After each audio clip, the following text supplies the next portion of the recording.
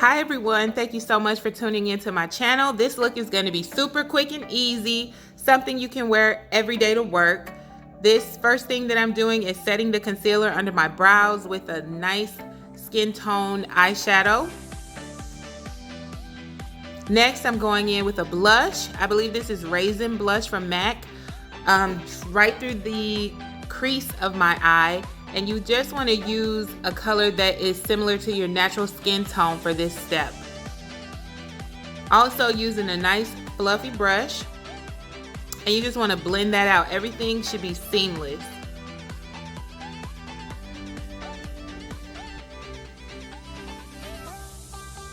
I am so dramatic. Watching 911, something good must have been happening. This is a eyeshadow from the Pat McGrath eyeshadow palette. Again, I'm not necessarily focusing on the colors that I'm using, more so the technique. You want to go through the crease with a matte color that is similar to your skin tone, and either use a shimmer or a matte on your lid and blend it out with a fluffy brush. That stick you saw me use was the Black Opal foundation stick. Use that to color correct. Now I'm going in with my e.l.f. foundation.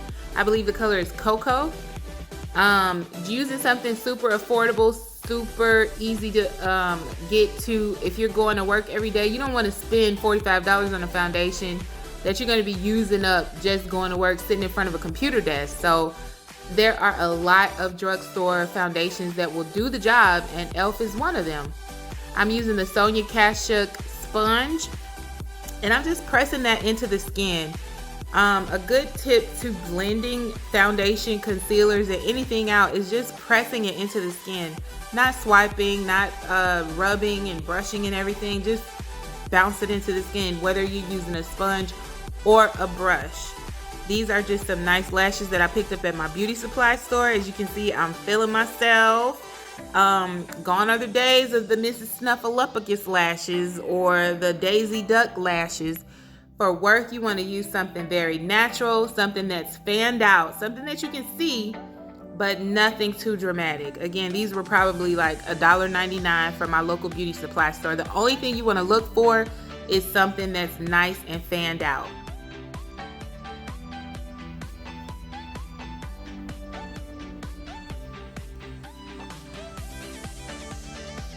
Going back in with a little more foundation because I wanted a bit more coverage. And just pressing that in and blending that in all over the skin. As you see me going down my neck, you want to blend down your neck, you want to blend into your hairline. Everything should just blend.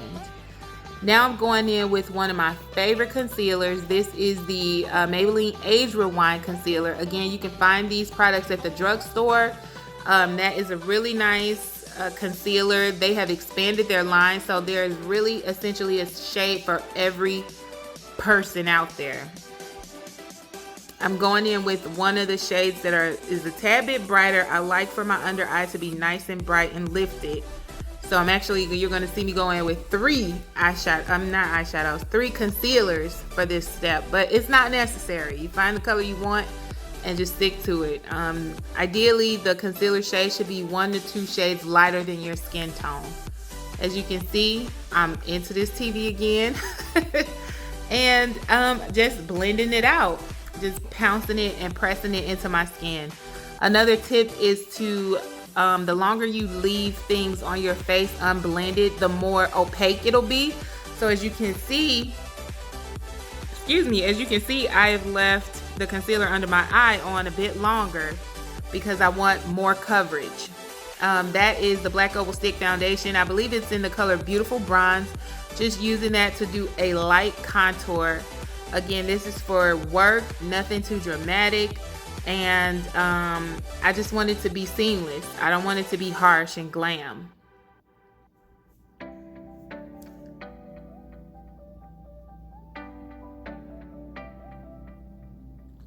And I'm just going in and pressing everything out.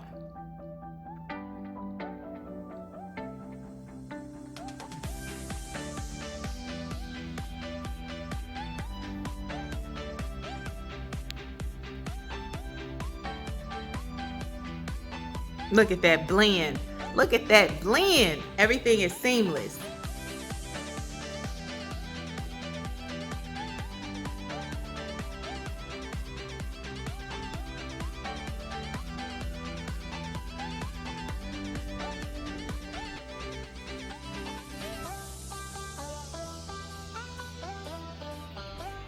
Now I'm going in with more concealer because, as I said, I love concealer.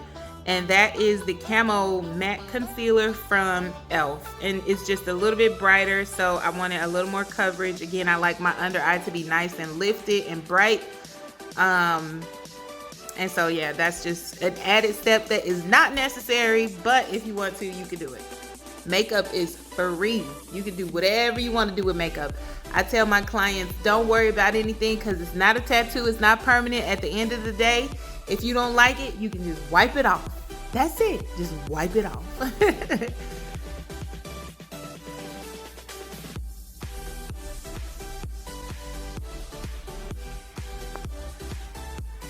Now I'm going in with the Rimmel Stay Matte Translucent Powder. This was my first time using this. I was a little bit nervous because the powder is white and I just didn't want it to look ashy or any flashback or anything like that. But I will say that I was really impressed with the product.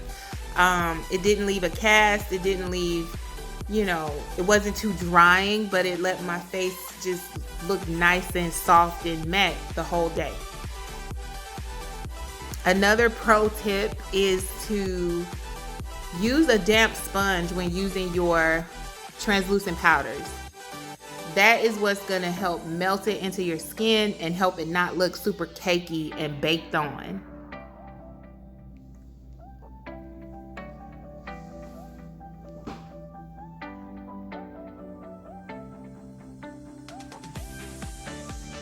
Now I'm going in with my Mineralized Skin Finish Natural from MAC in the shade Deep Dark. I'm taking that to set all the rest of my face and to wipe off any excess of the translucent powder, just to ensure that I won't have any ashy, feedback or anything like that on my skin.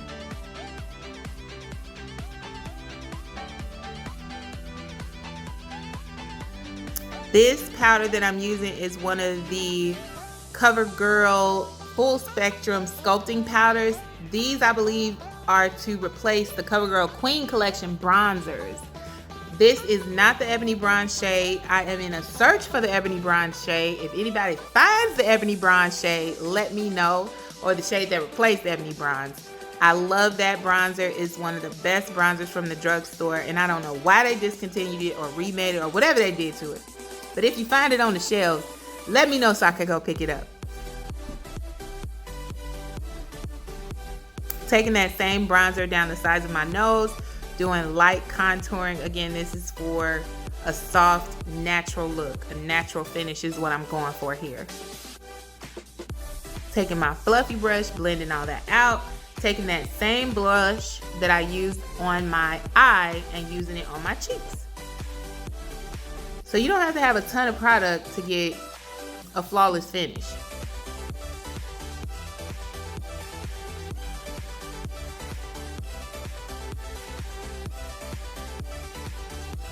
Going in with, again, that same blush color, taking it underneath my eye just to smoke out my under eye.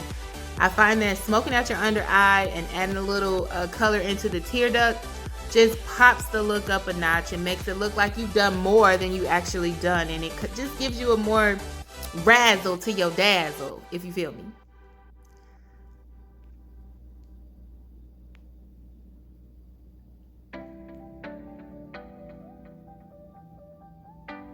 You see it? That's that razzle to that dazzle. Okay.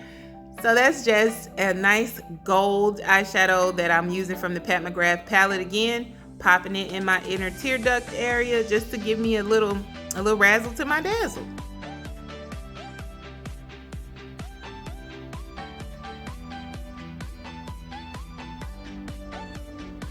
All in the TV. Man, it was good.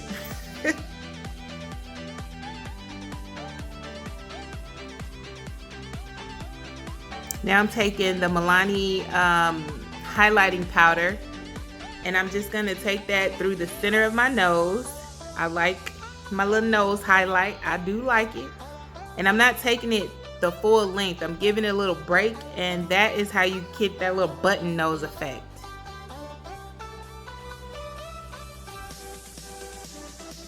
And you guys, this is pretty much the completed look. Very quick, very simple. This is a lip gloss from Laura Mercier. I believe the shade is Bare Naked, and I'm using the Make It Last setting spray from Milani.